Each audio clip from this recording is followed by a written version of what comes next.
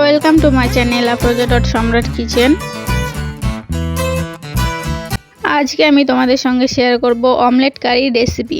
তো তোমরা ভিডিওটা প্রথম থেকে শেষ পর্যন্ত দেখতে থাকো। তোমরা যদি আমার চ্যানেলে নতুন হয়ে থাকো চ্যানেলটা সাবস্ক্রাইব করে পাশে থেকো। তো ডিমের অমলেট কারি বানানোর জন্য এখানে আমি 3টে ডিম ফাটিয়ে নিয়েছি। এর মধ্যে আমি দিয়ে দিচ্ছি পেঁয়াজ কুচি আর পরিমাণ মতো লবণ। তো এবার আমি ডিমটাকে ভালো করে ফাটিয়ে নেব।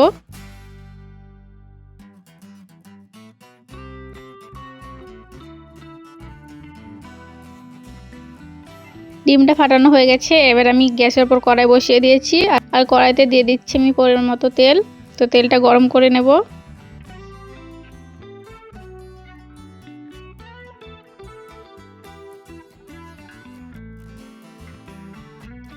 তেলটা গরম হয়ে গেছে। এবার আমি ফাটিয়ে রাখা ডিমটা দিয়ে দিচ্ছি।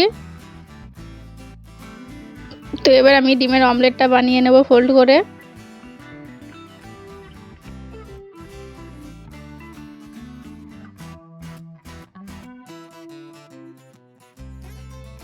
তো ডিমের অমলেট হয়ে গেছে, তো আমি তুলে নিচ্ছি। তো বাকিটাও আমি একইভাবে ভেজে নেব। তো অমলেট ভাজা হয়ে গেছে। আর আমি কড়াইতে দিয়ে দিচ্ছি সাদা তেল। তো তেলটা গরম হয়ে গেছে। এবার আমি এখানে দিয়ে দিচ্ছি আলু। তো এখানে আমি একটা বড় সাইজের আলু নিয়েছি। এর মধ্যে আমি দিয়ে দিচ্ছি হাফ চামচ হলুদ গুঁড়ো। তো আলুটাকে ভালো করে ভেজে তুলে নেব।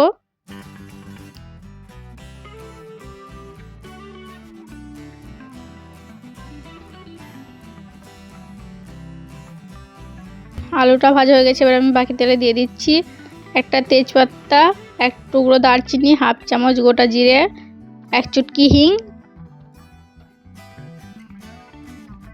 আর 2টো এলাচ ফাটিয়ে দিয়ে দিচ্ছি। আমি এখানে দিয়ে দিচ্ছি একটা কাঁচা লঙ্কা আর একটা পেঁয়াজ কুচি। সব কিছুকে একবার নেড়ে দিয়ে ভেজে নেব।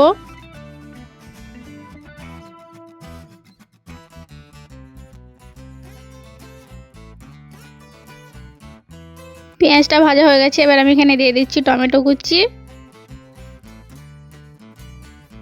1 চামচ আদা রসুনের পেস্ট, পরিমাণ মতো লবণ, 1 চামচ লঙ্কা গুঁড়ো, 1 চামচ কাঁদা মশলা। তো এবার আমি সব কিছুকে একবার নেড়ে দিয়ে সব কিছু ভালো করে কষিয়ে নেব।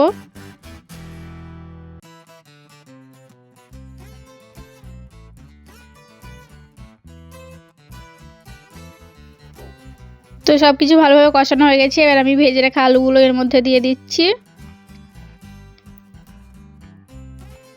তো আলুগুলোকে মশলার সঙ্গে ভালো করে মিশিয়ে নেব। তো আলুগুলোকে মশলার সঙ্গে 2 মিনিট ভালো করে কষিয়ে নেব।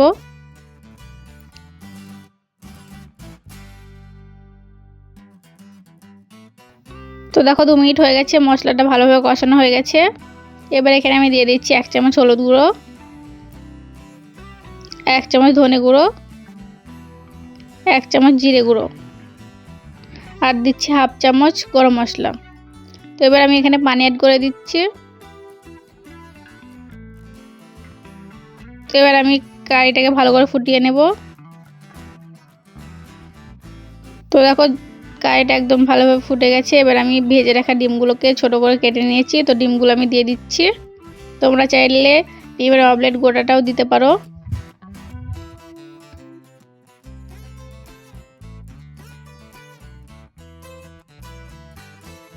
তো একবার হালকা হাতে নেড়ে দিচ্ছি আমি।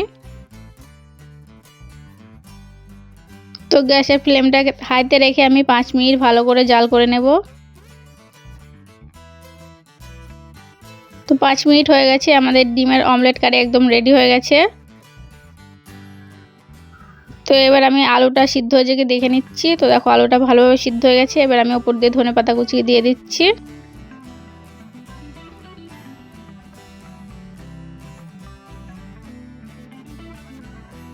তো এবার আমি গ্যাসটাকে অফ করে ঢেলে নেব।